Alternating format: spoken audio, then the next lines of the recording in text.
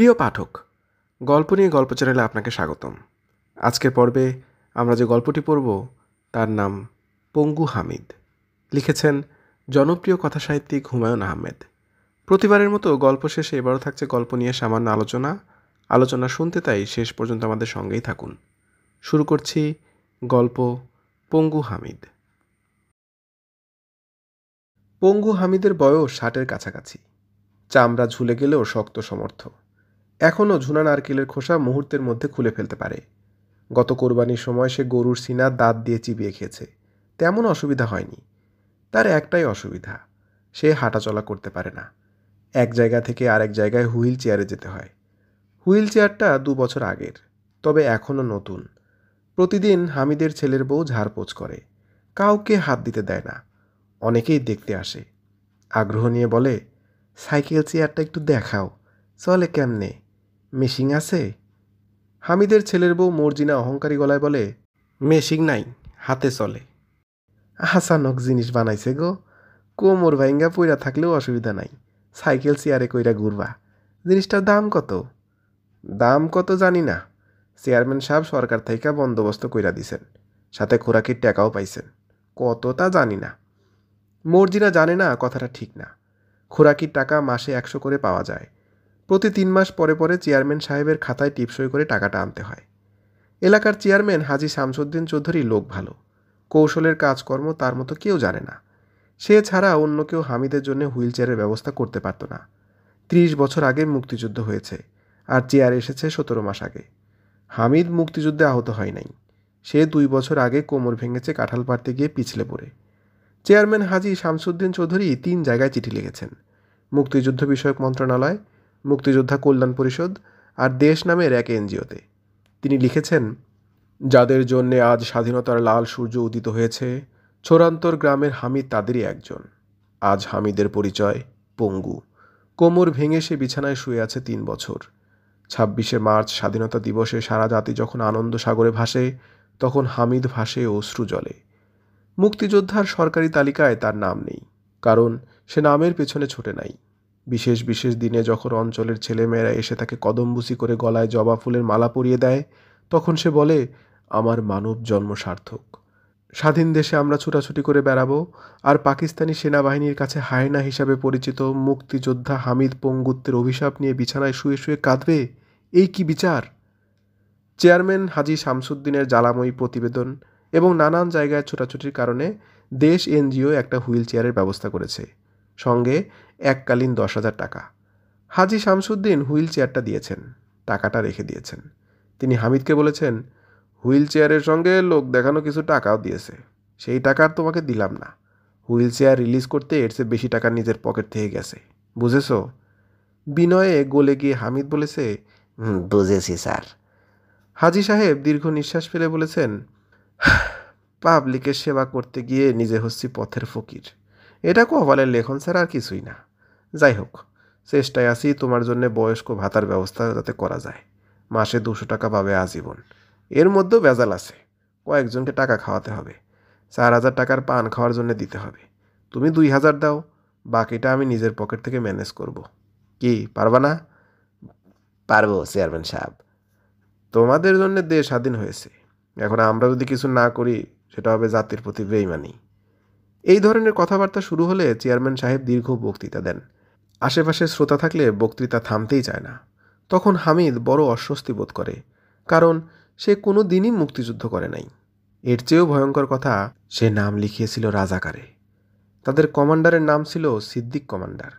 Siddique commander ঠান্ডা মাথায় মানুষ জবেহ করত এবং বলতো, মানুষ জবেহ করার সময় খবরদার কেউ বিসমিল্লা বলবা না, শুধু বলবা আল্লাহু আকবার। যুদ্ধে যাবার সময়ও বিসমিল্লা বলে যাওয়া যায় না, তখনও বলতে হয় আল্লাহু আকবার। আবার ওষুধ খাওয়ার সময়ও বিসমিল্লা বলা যাবে না, বলতে হবে আল্লাহু শাফি। বুঝেছো সবাই? বুঝতে পারলে বুলন্দে আওয়াজ বলো, ইয়েস কমান্ডার। তারা সবাই উঁচু গলায় বলতো, ইয়েস কমান্ডার। হামিদ যে রাজাকার দলে ছিল এটা তার অঞ্চলের কেউ জানে না। সংগ্রামের সময় সে ধান কাটার কাজ নিয়ে সিলেটের হাওর অঞ্চলে ছিল। সংগ্রাম শুরু হবার পর গাড়ি নৌকা সব বন্ধ। সে আটকা পড়ে। হাতে নাই পয়সা। মুক্তিতে যাওয়া যায়, কিন্তু মুক্তিতে টাকা পয়সা নাই। রাজাকারে গেলে 70 টাকা বেতন। লুটপাটের ভাগও আছে। এছাড়াও অন্য সুবিধা আছে। মিলিটারি এক অফিসার একবার ক্যাম্প দেখতে এসে তাদেরকে 2 বোতল বিলাতি দিলেন। আহা, কি জিনিস! স্যার ছিলেন লঞ্চে। তিনি বললেন, অল্প বয়সী 2টা মেয়ে ছেলে লাগবে। নানান ঝামেলা করে 2জন জোগাড় হলো। তারা স্যারের কাছে নিয়ে গেল। স্যার বললেন, আমার জন্য তো চাই নাই, তোমাদের জন্য চেয়েছি। তোমরা ফুর্তি করো, শুধু কাজ করলে হয় না, কাজের সাথে ফুর্তিও লাগে। বোতল খাও, বোতল নিয়ে ফুর্তি করো, খাঁটি পাকিস্তানিদের জন্য উপহার। তারা 2জনকে নিয়ে ফুর্তি করতে পারে নাই। একজন কিভাবে যেন পালিয়ে গেল, অন্যটা পালাতে পারল না। তার নাম ছিল রাধা। চেহারা ভালো ছিল, তবে তেজ ছিল। 8 দিন ছিল। 8 দিনে কিছুই খায় নাই, এক ফোঁটা পানিও মুখে দেয় নাই। মেয়েটার ওপর হামিদের খানিকটা মায়া পড়ে গিয়েছিল। সে অনেকবারই পানি খাওয়াতে চেষ্টা করেছে। যতবারই গেছে ততবারই বজ্জাত মেয়ে তার মুখে থুতু দিয়েছে। আসল হারামি, আদরের মর্যাদা বোঝে না।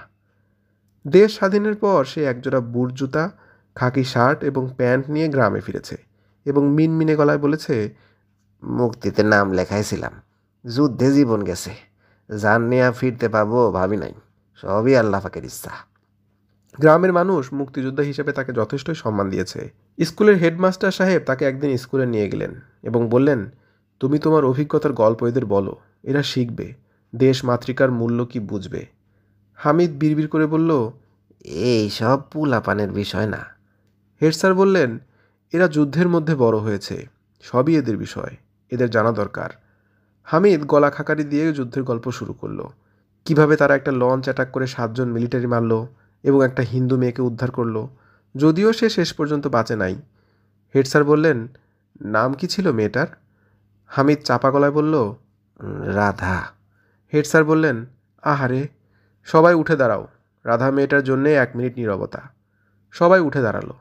হেড স্যার বললেন, গলা ফাটায় বলো, জয় বাংলা। গলা ছিঁড়ে যেন রক্ত পড়ে, জয় বাংলা। হামিদ যুদ্ধের গল্প বলা বন্ধ করে দিয়েছে অনেকদিন।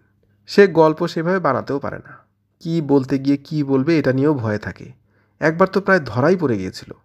পত্রিকা থেকে এক লোক এসেছে, ছবি তুলবে, ইন্টারভিউ নেবে। ভাই, আপনি কোন সেক্টরে যুদ্ধ করেছেন? আপনার সেক্টর কমান্ডারের নাম কি?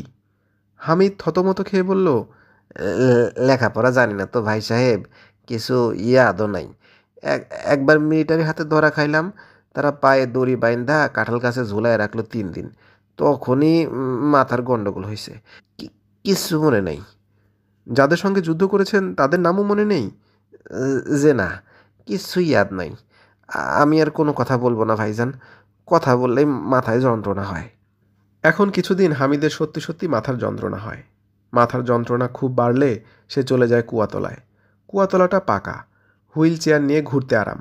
তাছাড়া বিশাল 2টা জাম গাছ আছে। কুয়াতলা ছায়া হয়ে থাকে। গরমের সময় পাকা জাম টুপটাপ করে গায়ে পড়ে। গায়ে পড়া পাকা জামের স্বাদই আলাদা। কুয়াতলার একদিকে ঘুরে হামিদ, তার ঠিক অন্যদিকে ঘুরে তার নাতনি সুধা। সুধার বয়স 2.5 বছর, ফর্সা, গোলগাল মুখ। সুধার মা সবসময় সুধার চোখে কাজল এবং কপালে টিপ দিয়ে রাখে, যেন কেউ নজর দিতে না পারে। সুধা আপন মনে রান্নাবাটি খেলে, বিড়বিড় করে হাত নেড়ে কথা বলে, হাসে। শুধু যখন হামিদ ডাকে, এই এই কাছে আয়, তখন সুধার চোখ মুখ শক্ত হয়ে যায়। হামিদ যখন হুইল চেয়ার নিয়ে তার দিকে এগিয়ে যায়, তখন সে চট করে উঠে দাঁড়ায় এবং হামিদের দিকে থু করে থুতু দেওয়ার ভঙ্গি করে। এর কারণটা কি? দাদার সাথে এ কী ব্যবহার? হামিদ ইচ্ছা করলে ছেলেকে ঘটনাটা বলতে পারে। মেয়ে তার বাবার হাতে কয়েকটা চর খেলেই সহবত শিখবে। তবে হামিদ এখনও ছেলেকে কিছু বলেনি। ঘটনার কারণ বের করা দরকার। কারণ নিশ্চয়ই আছে। এক দুপুরে হুইল চেয়ারে হামিদ বসা। হামিদের উল্টা দিকে সুধা খেলছে। দুজনার মাঝখানে কুয়া বলে তাকে দেখা যাচ্ছে না, তবে তার গলা শোনা যাচ্ছে। কি একটা ছড়া বলছে, ও কুটকুট কই যাস, ভাত নাই পান্তা খাস, পান্তায় আছে শিং মাছ, শোয়ের বাড়িত বড়ই গাছ। হামিদ ডাকল, সুধা, ও সুধা। সুধা বলল, চুপ। হামিদ হুইল চেয়ার নিয়ে এগিয়ে যাচ্ছে। চাকার ঘর ঘর শব্দ হচ্ছে। সুধা বলল, কাছে আসবি না, স্যাপ দিমু। হামিদ বলল, স্যাপ কেন দিবা দাদু? তুই পসা। হামিদ থমকে গেল। মেয়েটার কথাবার্তা এরকম কেন? সে কি কিছু জানে? পুলাপানরা অনেক সময় অনেক কিছু জানে, কেমনে জানে বলা কঠিন। মেয়েটা আর কাউরে থুতু দেয় না, তাকে দেখলেই থুতু দেয়। রাধাও থুতু দিত। রাধার মুখও ছিল গোল।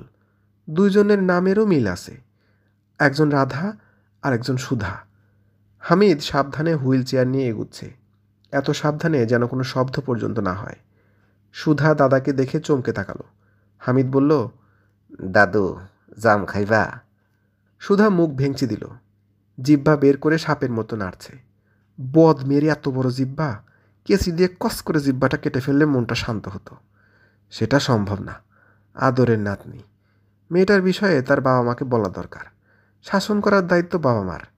দাদা দাদির শাসন বাবা মা নিতে পারে না। রাতে খাবার সময় হামিদ বলল, বৌমা, মেয়েটারে একটু শাসন করা দরকার। হামিদের ছেলের বউ মর্জিনা অবাক হয়ে বলল, আব্বাজান, শাসন করব কেন? এমন লক্ষ্মী মেয়ে, সারাদিন নিজের মনে খেলে।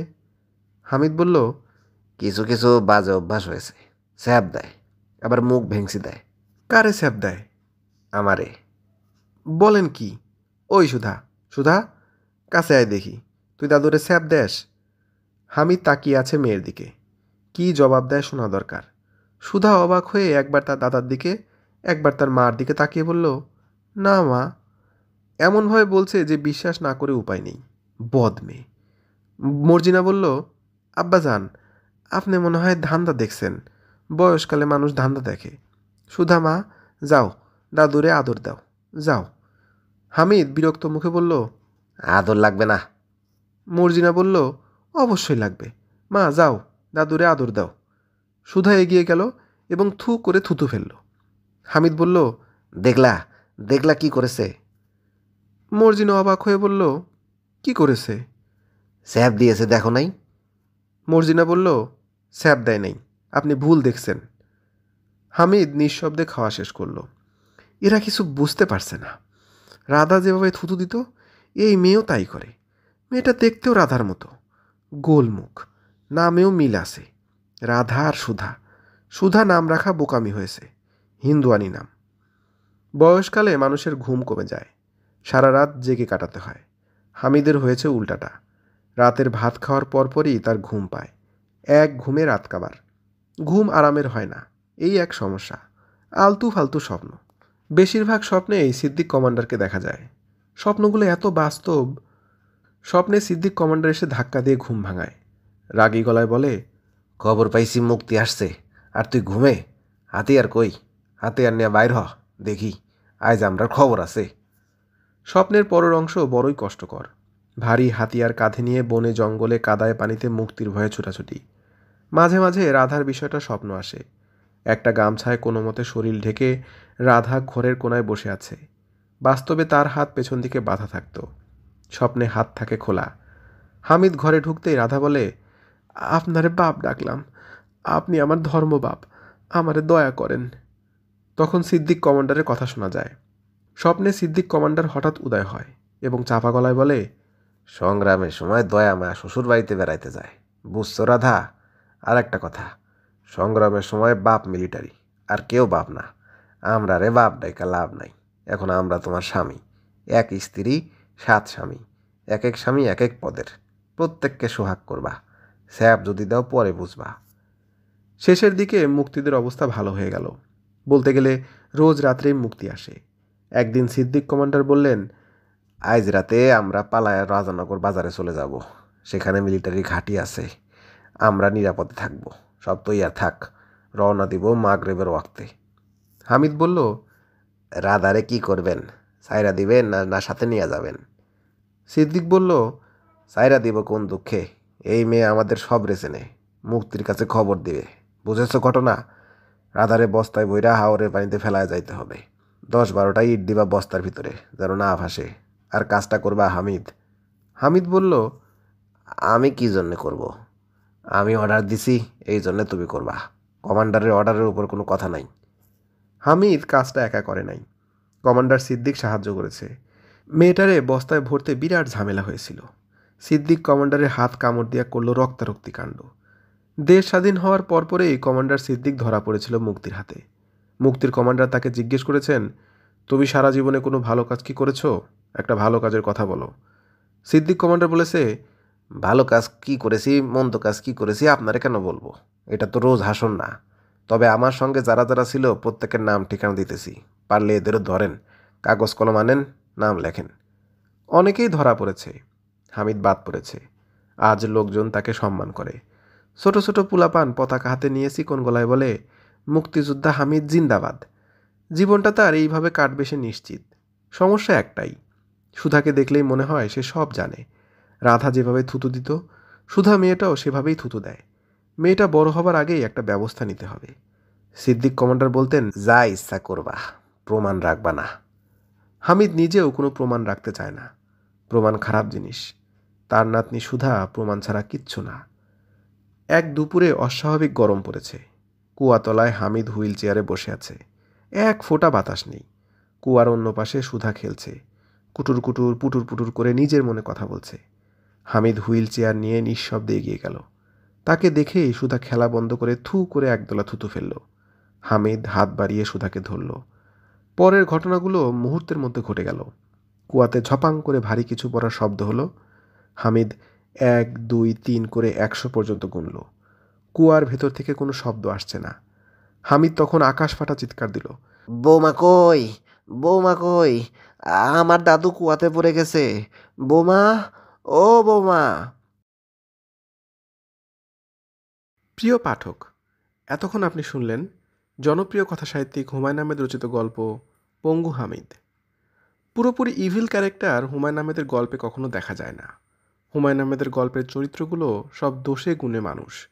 এই হয়তো তারা একটা খারাপ কাজ করছে, পর মুহূর্তেই কোনো একটা ভালো কাজ করে পাঠকের মনে ভালো অনুভূতি জাগিয়ে দেয়। অর্থাৎ তারা সবাই 8-10টা স্বাভাবিক মানুষের মতোই। কিন্তু এই পঙ্গু হামিদ গল্পের প্রধান চরিত্র, অর্থাৎ এই হামিদ হলেন একজন পুরোপুরি ইভিল ক্যারেক্টার। যৌবনে মুক্তিযুদ্ধের সময় সে কাজের আশায় চলে গিয়েছিল সিলেটের হাওর এলাকায় ধান কাটতে। সেখানে কাজ না পেয়ে সে নাম লিখিয়েছিল রাজাকার বাহিনীতে। কারণ আর কিছুই নয়, মুক্তিতে নাম লেখালে টাকা পাওয়া যাবে না, কিন্তু রাজাকারে নাম লেখালে টাকা আছে। আবার শুধু যে টাকাই পাওয়া যাবে তাই নয়, বিলাতি মদ আর দেশি মেয়ে মানুষের বন্দোবস্তও। এরপর যুদ্ধ যখন শেষ হলো, তখন সে নিজ গ্রামে ফিরে এসে সবাইকে বলে বেড়ালো সে মুক্তিতে নাম লিখিয়েছিল, অর্থাৎ শয়তানের শিরোমণি। কিন্তু তার শয়তানের স্বরূপ উন্মোচিত হয় গল্প আরও কিছু দূর অগ্রসর হওয়ার পর, যখন সে তার একমাত্র নাতনি সুধার মুখে দেখতে পায় যুদ্ধের সময় গ্রাম থেকে ধরে আনা একটি মেয়ে রাধার মুখের আদল। এইখানে আমরা গল্পের বয়ানের দিকে খানিকটা নজর দেব। গল্পের এক জায়গায় আমরা লক্ষ্য করি সাংবাদিক এসেছে হামিদের ইন্টারভিউ নিতে। হামিদকে তারা নানান সওয়াল জবাব করছে, কিন্তু হামিদ সেসবের কিছুরই উত্তর দিতে পারছে না। শেষমেশ নিজেকে বাঁচতে গিয়ে একটা ভুলভাল ব্যাখ্যা দিল সে। যুদ্ধের সময় তাকে নাকি 3 দিন গাছে উল্টো করে ঝুলিয়ে রাখা হয়েছিল, তাতেই তার মাথায় গণ্ডগোল দেখা দিয়েছে। তার কোনো কিছুই আর মনে থাকে না। গল্পে এর পরের লাইনটা লক্ষণীয়। এখন কিছুদিন হামিদের সত্যি সত্যি মাথার যন্ত্রণা হয়। মাথার যন্ত্রণার সাথেই সুধার অংশটা জড়িত। মাথার যন্ত্রণা হলে হামিদ চলে যায় কুয়োতলায়। সেখানে সুধা বসে বসে একা একা খেলে। সুধার নামের সাথেই যে কেবল রাধার নামের মিল আছে তাই নয়। হামিদ আবিষ্কার করে রাধার যেমন গোল মুখ ছিল, সুধারও তাই। কিন্তু সুধা কি সত্যি সত্যি তার দাদা হামিদকে থুতু দিত? এই ব্যাপারটা গল্পে ঠিক স্পষ্ট হয় না। কারণ হামিদের বয়ানে আমরা যখন গল্পটা শুনি, তখন স্পষ্টই দেখতে পাই সুধা হামিদকে শুধু যে থুতুই দিচ্ছে তাই নয়, সেই সাথে আরও বলছে, তুই পচা।